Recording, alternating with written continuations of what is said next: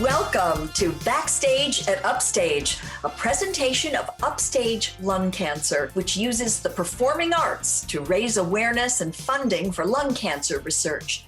Here's your host, the founder and president of Upstage Lung Cancer, Hildy Grossman. Hi, I'm Hildy Grossman, and we're so excited to have you with us today backstage at Upstage. And here's my good pal, Jordan Rich. Hildy, thank you. This podcast continues to attract some amazing people, bright lights, forging a path ahead for themselves and others. Today we have an amazing lady joining us. Her name is Heather Smith, a lung cancer survivor who's turned her experiences into something very positive. She's become a life coach helping other lung cancer patients. Can't wait to hear Heather share her story with us right here on Backstage at Upstage. Well, I'm particularly thrilled that you're here. And I was so grateful that you also were a guest on our concert, Pure Imagination, Music Meets Science. You were also willing to join us again for podcasts. What are we paying this woman? What are we paying her? Oh, the big bucks. The very big bucks. There you go. Anyway, welcome, Heather. It's so nice to have you here. So can you just share your experience with lung cancer, how you found it, and let us hear your journey. Yeah, absolutely. So first of all, you are paying me in that I am achieving my own personal life mission of just helping other people understand what journey they're on, how it starts, how it looks different for everybody, and yet how we're all the same. So the more people I can hit their ears, I'm very, very happy with that. So yay for me. So I was diagnosed, actually, I will be a 6-year survivor in 2 days from the date of this recording. So May of 2016, I was diagnosed. I was 34 years old. I had a persistent cough and I was uninsured at the time, because it was way too expensive on the salary that I was making at the time. And I thought, I'm young and healthy. Why do I even need insurance? Which is, I think, something that a lot of Americans think about insurance. So I had this persistent cough, and I knew as soon as I got insurance, I was going into my primary care physician. I went in, and so she was like, oh, it's asthma, allergies, bronchitis, pneumonia. We treated all of the things. Nothing worked. And I feel so incredibly grateful that she was so on top of it, because she said, if we can't fix these things right now, there is something more wrong. And so she pushed immediately for an x-ray of my chest. My entire right lung looked like chaos. And she saw the x-ray roll back. She said, you need to get a PET scan. I got connected with a place in Denver where I used to live, and they brought me in right away. I had a PET scan. I had my bronchoscopy, and that is where they found that it was stage 4 ALK positive lung cancer. I was listening to your episodes. You've had EGFR on here. So I have the same, it's not the same, but it's a genetic mutation. So what had happened is it had metastasized from my lungs to my brain. And then my ovaries were lighting up on my scans. So I started on treatment right away. I was on the first line TKI right off the bat. And one of my first questions was, we're trying to start a family. Can I harvest eggs? Do I have time? And they said, no, you don't have time, and you won't be able to get pregnant on this medication. So that dream died very swiftly. And I went through my first 3 years from being diagnosed, and I was on 3 different medications. My body it responded well, like it was keeping the cancer in check, but the side effects were extreme for me. My body just was like it was struggling. It was working overtime. It was very hard because you're swallowing these really harsh chemicals, right? Mm-hmm. That are keeping you alive, but also it impacts your quality of life. So one of the TKIs failed. I had one of the worst fears come true, disease progression. This was in August of 2019. I was on this dog walk. I became disoriented, and I think I remember sitting down in the grass at like the nearby school. And I am quite sure that my dogs walked me home. I didn't walk them home. They walked me home. Mm-hmm. Got home, was sitting on the patio with my partner. And I said, I said, I'm getting a headache. And I stood up to go inside to get a painkiller. And as I was stepping from the concrete patio into the house, I had my first seizure, at least the first one that was, witnessed by someone else. Timbered back because I never do anything small. I am very loud and boisterous, and everything I do is like this big production. So I timbered back, fell out of her arms, cracked my head on the concrete, and then proceeded to have somewhere between 3 and 5 seizures. Ambulance came, took me to the hospital. I think I had a seizure in the ambulance. Got in the hospital. They stapled my head back together, and I had MRI after MRI after MRI. I was doped up on so much Keppra.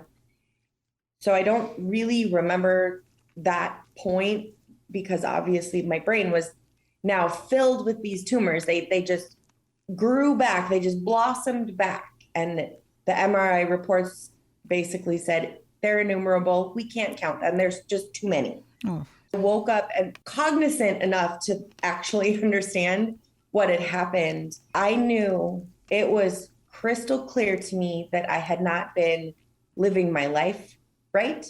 And I especially had not been living my cancer life right. I had spent that prior 3 years just moving my body, my human meat suit through the day, and there was nothing left inside of me. I was not pursuing goals and dreams, and I wasn't laughing hard, and I wasn't crying, and I had regressed so far back, so far down, like that scale of what makes a life really good. I had completely dissociated from my life. So I woke up in the hospital bed, made that realization. It was that day that I promised myself I would change everything. And I set out on a journey to do that. It has been 3 years later. And today I can tell you I have huge goals. I laugh harder. I live a big, bold, beautiful life. I am the happiest I have ever been, cancer or no cancer. And through this journey that I've been on, I've realized that my cancer is my gift. It didn't happen to me, it happened for me so I could become this version of myself.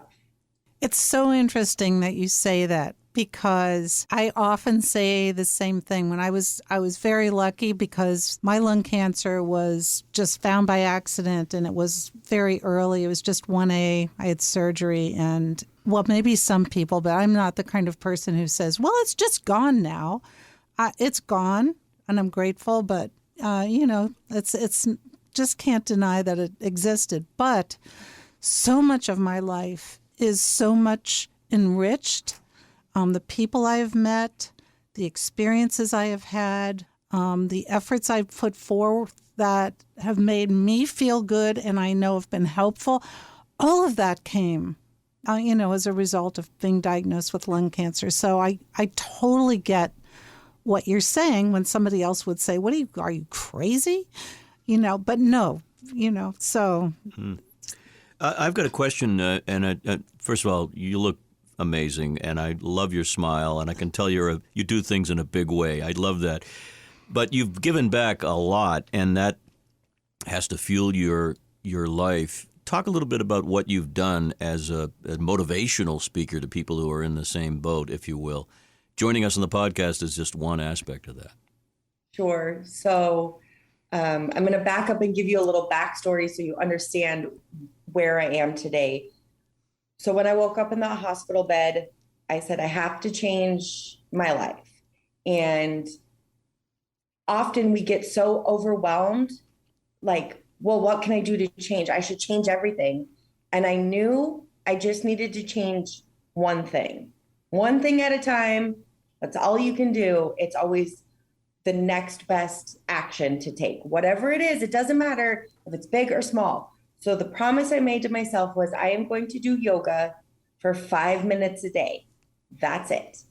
If after 5 minutes I was still too fatigued and too just feeling unwell in my body, I could stop, but at least I did it for the 5 minutes. If I felt great after 5 minutes, which really was like 99.9% of the time, I would keep going. So I started my transformation with yoga. Now, yoga is definitely about getting strong and being flexible and bendy and mobility, but there's a really deep inner awareness that you create because it's so in tune and present with your body in the moment of doing a yoga pose, of doing a yoga flow. And that was the thing that really the catalyst to this. So I started looking, I said to myself, how can I recreate this in other areas of my life? So I started looking at everything. And I mean, when I say everything, there was nothing that I felt that was off limits. Like if it sounded healthy, if it sounded healing, I was going to try it. Did all of the things stick? No, of course not. But I created my own health and healing journey by just bringing that awareness. Does this thing right now make me feel good? Does it make me feel like I'm in charge? Does it make me feel like I'm the leader? If it did, it got included. If it didn't, it got excluded. And the things ebb and flow in and out of my healing journey. The most monumental thing that I found was a life coach. She helped me understand that what I was thinking was impacting everything. And what you think creates feelings, it creates your actions or inactions, which ultimately creates any result that you have in your life. Whatever you're thinking comes out in your life. So I found my life coach. I worked with a therapist. I work with a naturopathic doctor. I started doing acupuncture. Then I did Reiki. You know, I've moved all of these things in and out of my life. I've done like lymphatic cleansing, and I never changed my diet to the extreme that I see some people do. And if that's what you want to do, I love it for you. Go for it. That was not my decision. I already ate clean before I was diagnosed. So I learned all of these things, and I woke up one day and I said, you know what? I need to teach this to other people. I need to help all of the people feel as good as I do today. And so I started a coaching business. I started a program. It's 16 weeks. I take my clients in and we go on this 16-week journey from feeling like you are surviving your diagnosis to genuinely feeling like you are thriving in life, irregardless of your diagnosis. I've helped ovarian cancer, breast cancer, lung cancer, genetic and non-genetic, head and neck cancer, just everybody. Like if you've got it, had it, are finishing with treatment, are starting treatment, I've helped everybody along the way. And the thing that I hear over and over and over again is that once you learn how to understand what's going on in your brain, that awareness component, it snowballs and it builds and it creates a tool for you that you can use everywhere, all over your life. Like it's like peanut butter and you're smearing it to the edges of the bread. And it impacts everything that you do, everything that you think, everything that you say, your entire life experience. Did I answer your question? You did, of course. Wonderfully. I was going to say, one of the hats I wear outside of being a jazz singer and producing concerts and heading up Upstage Lung Cancer is I'm a psychologist. And so, one of the things that you're underscoring is the value of, cognitive behavior therapy. And that is that our thoughts and what we say to ourselves impacts our behavior. What you've got, that's the kind of the icing on the cake, so to speak, is the experience of having cancer and facing these issues every single day. It's one thing for somebody else to say, try these 12 things, they're in a book, versus I've tried this, doesn't work for me, but as you said, could work for you. But here's something that maybe you have in common, that if you say it can't be done, I'm never going to get better, life's over, forget about everything. If you're filled with anger, it's not to say you're going to feel what you feel anyway. But if you stay there in an angry place, in a helpless place, it just diminishes the day. And I think that's what you're talking about. Make each day matter. I can't agree with you more. And I think it's so easy to, I fell into this state, right, where it was just cancer happened to me. My life is over. I went as far as getting rid of belongings, clothes. I was working a job, but that was fine. And it was just to make ends meet. And there was nothing. I didn't do anything. I didn't really engage with people. I had friends ghost me because either I didn't have the energy to go up and meet them and do the things that we used to do together. Or one memorable friend, and bless his heart, he's such a good human, and we've reconnected now, but he said, my mom died of cancer like a year and a half ago. I can't do that again right now. And I said, I completely understand. But I had withdrawn so deeply into myself, and I wasn't doing anything. And it's hard, and it's overwhelming, and it's fearful. Do I still have days where I'm terrified? Absolutely. Of course. But I also know that I can sit in the fear and the discomfort, and I can feel all of the emotions, and I can cry, and I can scream, and I can vent. I can talk to myself. I can talk to my friends. I can talk to my family. But I know that I am safe in feeling the fear and feeling the anxiety and feeling all of these things, because I know how to get out of it for myself. Mm-hmm. And so that's what I do. I help everybody else. Like, do you need some words of wisdom? I've got them. Do you need some practical tips? I've got that too. And I don't have the correct answer for you out the gate. Maybe I do. If I don't, I can help you figure it out for yourself. Because that's the whole thing, is it's like, you'll look at like the list of 12 things or the list of 15 things that you should be doing or shouldn't be doing. And if they don't work for you, that feels isolating. You're like, well, what's wrong with me? Why am I different? It's isolating and overwhelming when you're like, but that doesn't seem to apply to me. Like, I know when I was diagnosed, I wasn't having chemo. I was the youngest person in the oncologist office, aside from maybe his staff people, but I was the youngest patient.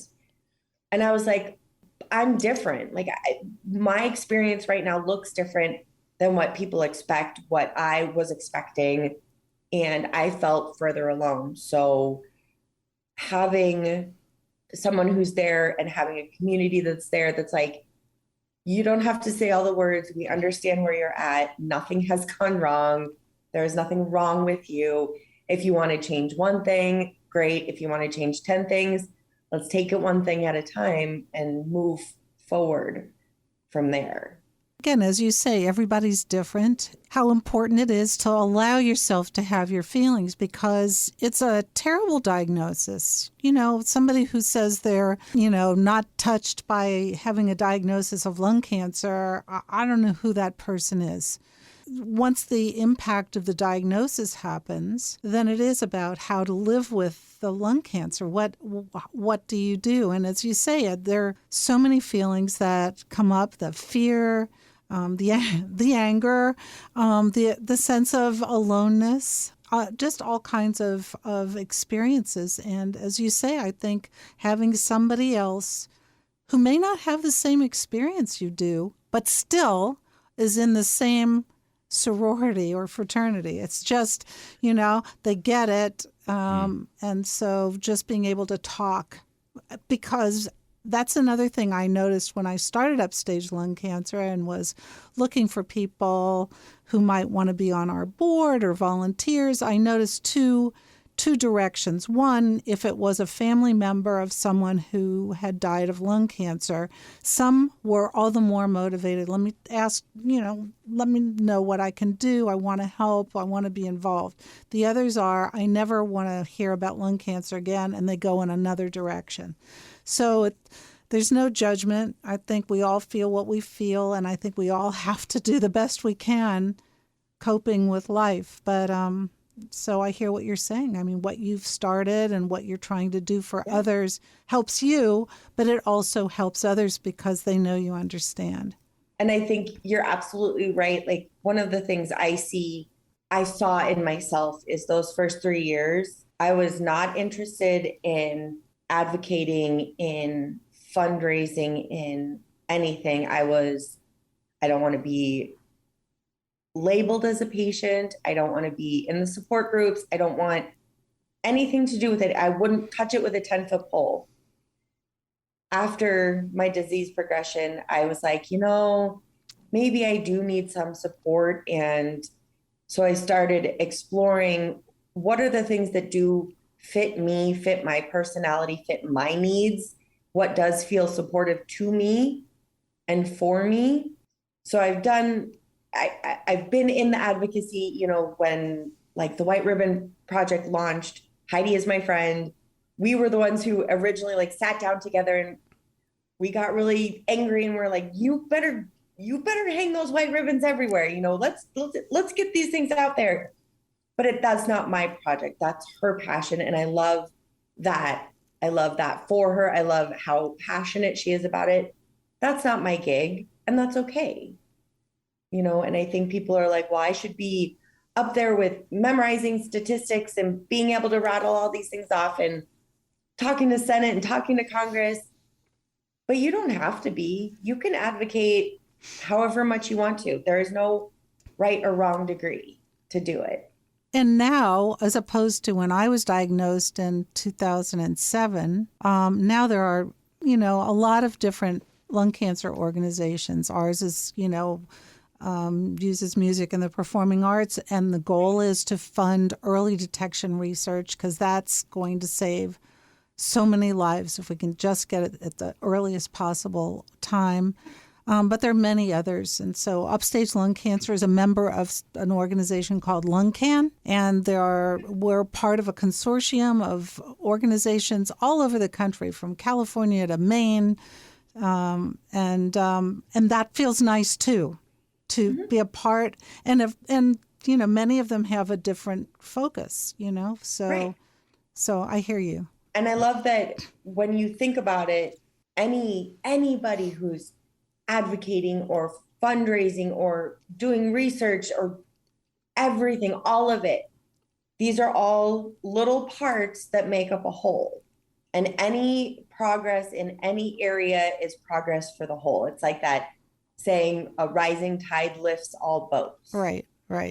No. The more we talk about it, the more we share our stories, the more we advocate for early detection, the more we advocate for research, the more we raise money for this thing or that thing or the other thing, it goes to the best benefit of everybody, cancer patient, lung cancer or not, just everybody. It just makes everything better for everybody. No, that makes a lot of sense. One of the things, one of your pieces of wise advice is to figure out what you can control. I'll start again. One of the things that you advocate is to figure out what you can control and what you can let go of.